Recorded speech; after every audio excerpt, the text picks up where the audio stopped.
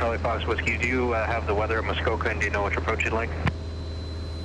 Affirmative, we've got the weather and we'd like the approach to the RNAV runway 36. We received clearance for RNAV runway 36 starting at SASOS. During my IFR training, I was lucky enough to have several sessions where we flew in real IMC. I'm really thankful I got to do that because I can't imagine having to face instrument conditions for the first time on my own without my instructor sitting next to me. For the most part in these sessions, we would fly off to a nearby airport and encounter IMC along the way and possibly on the approach into that other airport. But then we'd return to Oshawa and get to land in visual conditions. Alright, read the flight. RNAV 30 at Oshawa. Safe altitude is 4,900, MSA is 3,100 all around. In this video, I'll share a few of these approaches, along with one where we ran into low IFR conditions when coming back to Oshawa and we had to do a go-around for real. Okay, so back to briefing the flight. 4,900 safe altitude, 100 nautical mile, MSAs are 2,900 all around. The RNAV 27, we're going to approach Igzog. And we'll look to descend to about 3,000 as we get to Igzog, so we want to lose 2,000 feet. So that is 10 miles back. Roger. And then as we pass Igzog, we will turn left to heading at 358.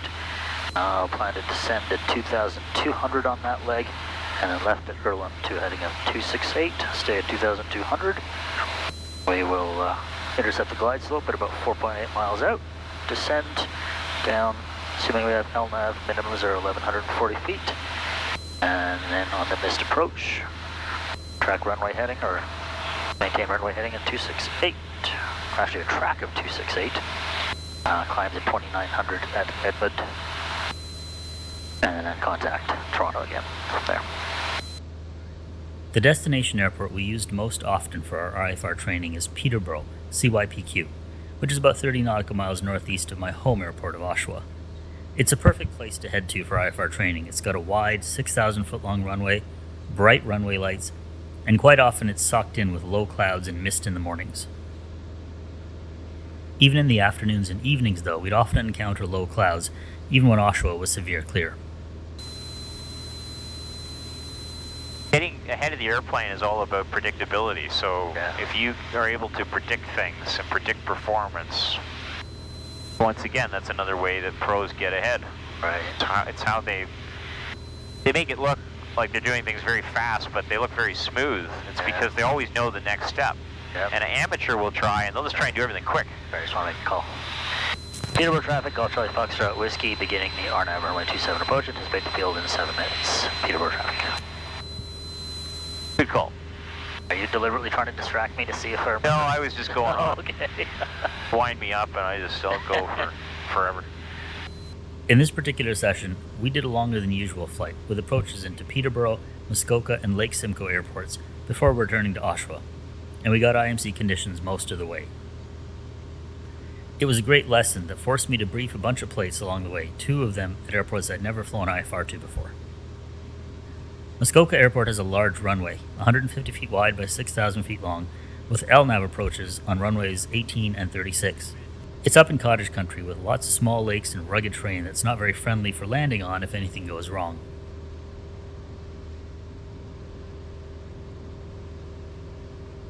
Two miles, looking for 1,600, and we are right there. Nice.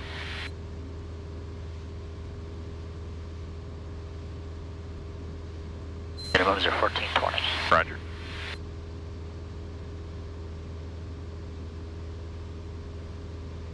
For minimums. Check. Approaching from the south and with winds from the north, we did a straight-in approach to runway 36. We went mist, and then we turned back south towards Lake Simcoe. Minimums, don't see it, go around. Great job. Let's try leveling off for a second, actually. So just hold this. Take your power back a bit. Okay. And let's just kind of see what would happen if we leveled off at the MDA, hoping we'd sneak in. So imagine you're still in the clouds, right? Yeah. It says 1.5 miles. We go to 1 mile, and maybe now we broke out of the cloud. You could make it, but you'd have to dive it in, right? And that would be unstabilized. Shop the power. And if you went all the way to 1/2 mile, which would be coming up in a moment, Yeah. you're going to see there's no way you'd be able to make it. Right. Yeah, it's just no way. So So why do they even bother putting the missed approach waypoint right at the threshold? Well, let's just... Because it's an easy point to mark. Lake Simcoe Airport is just on the western shore of Lake Simcoe, which is about 14 nautical miles across and has one major runway surface with runways 10 and 28. Lake Simcoe traffic, Golf Charlie Foxtrot Whiskey, 10 miles northeast of the field, beginning the RNAV for runway 28. Anticipate the field in 7 minutes for Golf Charlie Foxtrot Whiskey, Lake Simcoe traffic. When landing on runway 28, you have to spend a fair bit of the approach over water, which is not terribly reassuring. So we plan to come in a bit higher than the approach plate called for and start the descent further back than we normally would, to give us a bit more of a safety margin. Yeah, so you could be 4,500 over Uluno. Yeah. So in that turn, if you maintain 4, you'll be very quickly having to descend. Now remember, we have no loss for this approach. Right. So we will be doing the step downs, and it'll be one continuous descent. So I would go from 35 if you're comfortable with that. So then basically at 8 miles back, we gotta start to descend. Yeah, I'm good with it, 35. Cool. So let's start the descent down. Yeah, so noting boats and stuff, that might seem a little bit morbid, but I've noted and think that's where I'm going if I have to ditch. Oh, by the boat? Yeah. Yeah.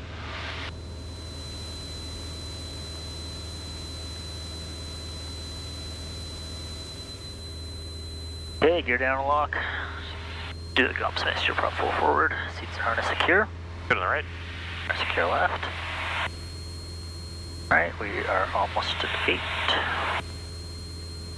What descent rate are you going to use? Is... Flight plan. You just hit that flight plan button. It'll go back and forth between for you. Call it 80 so times 400? 5 is 400, yeah. Okay. Okay, let's start that descent.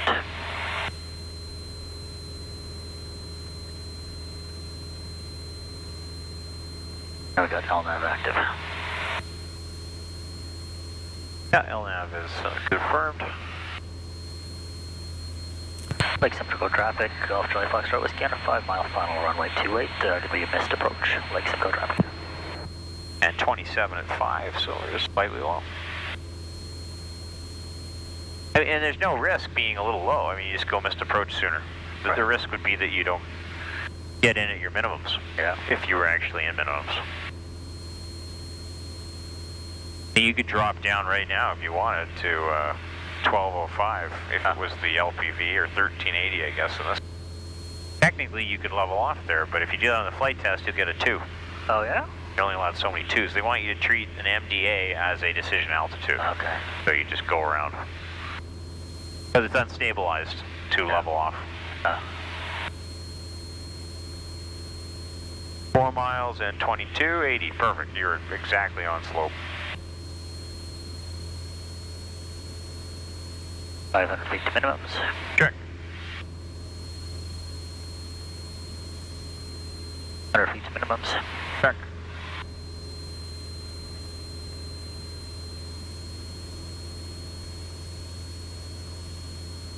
Now we're at minimums. Nothing going around. Roger.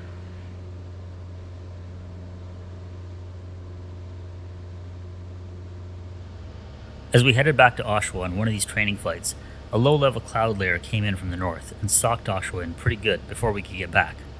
We flew the LPV approach into runway 12, descended to minimums, and still didn't have contact with the runway, so we had to go around. My first time having to go around for real. Unfortunately, I lost cockpit audio on this flight, so you'll have to make do with my voiceover. At that point, we were thinking we'd have to go up to Lindsay and wait there for the clouds to clear. But, as I've said before, the controllers at Oshawa are terrific. The controller called up and suggested we try runway 5, since the clouds hadn't yet moved south of the airport much, and the approach into that runway might still be clear. So we climbed up from the missed approach on 12 and set ourselves up for the LPV approach over Lake Ontario into runway 5.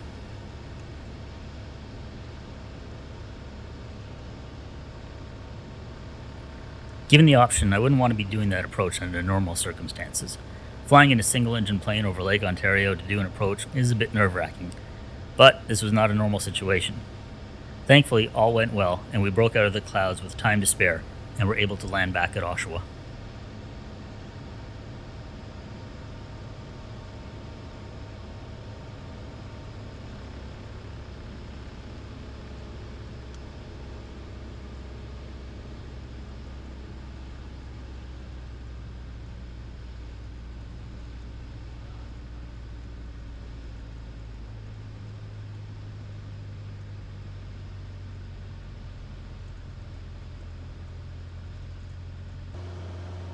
During one of my last IFR training flights, we set off on a flight to Peterborough and Lindsay for a couple of approaches. Peterborough went great, but as we were heading toward Lindsay, we started hearing about a significant low cloud deck coming in from the west. We decided to cut our flight short and head back to Oshawa early. Toronto Center, Golf Charlie Foxtrot Whiskey. Charlie Foxtrot Whiskey, Toronto. Hey, we're just thinking of changing the plan. I noticed that weather in City Center and Oshawa, it seems to be getting worse. Any chance we could get back to Oshawa? Charlie Fox Whiskey, yeah, that's probably a good idea. City Center is, nobody's getting in there. Left-hand turn direct to Oshawa, maintain 4,000. We'll climb maintain 4,000, left-hand turn direct to Oshawa. Golf Charlie Foxtrot Whiskey, thanks. All right, 235. 235. And climb maintain 4,000. And maintain 4,000. The clouds were moving in quickly enough that Alan thought we might not actually make it back if we flew a full instrument approach. So he suggested we fly directly back to Oshawa and do a visual approach, which would get us down on the ground a lot sooner. And what are they using? Only 1-2, right? Yeah, let's listen to see. This will be one of those days where if it looks like garbage, we might want to go visual approach. Oh, yeah. And then that way you get it sooner. But if it looks like we can make it work, we'll. So he'll probably keep us going direct to Oshawa as long as he can, because he knows we're concerned about the weather. Yeah. But I mean, what a great situation. I mean, look at this. Yeah. You don't have to worry. Worst case scenario, you get somewhere. Yeah. I found the process of this visual approach really instructive and interesting, so I'll share snippets of it over the next few minutes. Charlie Fox Whiskey, contact Toronto Terminal on 1334. I think you made a good choice. Over to Toronto 1334. Thanks, Charlie Foxtrot Whiskey. You made a good choice. Yeah. Hopefully, I mean, we'll get an Oshawa. Toronto, it's Golf Charlie Foxtrot Whiskey, level 4,100, direct Oshawa. Golf Charlie Foxtrot Whiskey, Toronto Terminal, ATIS Lima, altimeter 3012, currently advertising the RNAV runway 12. Charlie Foxtrot Whiskey, yeah, just with that weather creeping in, I was thinking we'd continue direct and hopefully go visual.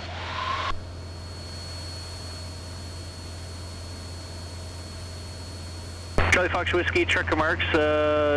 Just be advised the latest weather at 20 Zulu, so 37 minutes ago, shows 3 miles in mist, so I'm not sure if that's what you're seeing out there.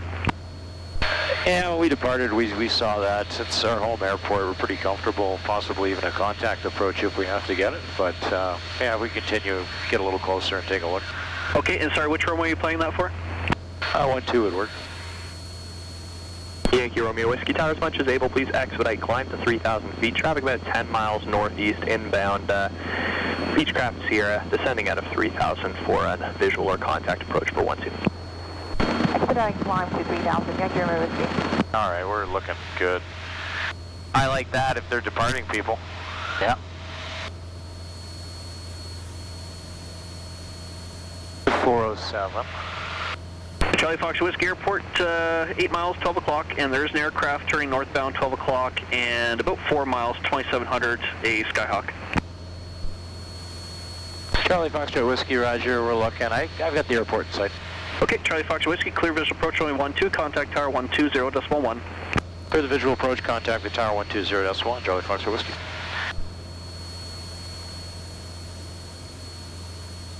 All that glinty stuff, is that the field? Oh, no, that's a highway. Oshawa Tower, Victor Bravo Victor. Call Victor Bravo Victor Oshawa Tower. There's your Walmart, right? Yep. Got the hangars in sight in the airport? Yeah. Off to the left? Yep. Just say you're coming up over the college and positioning for the left base. Caution now, Golf Charlie Foxtrot Whiskey, coming up over the college and position for left base, runway 12. Charlie Foxtrot Whiskey Tower, Roger, wind 180 at 5, clear to land, runway 12. Clear to land, Charlie Foxtrot Whiskey. All right, we'll get that power right back. Yeah. Was your speed okay for the gear there? Yeah. 150? Yeah. Up to 150. Hate to see you rip a gear door off. You can see how having local features would be very important. Yeah. Otherwise you wouldn't come off the RNAV approach, right? That's it for these approaches in IMC. I hope you enjoyed that little recap.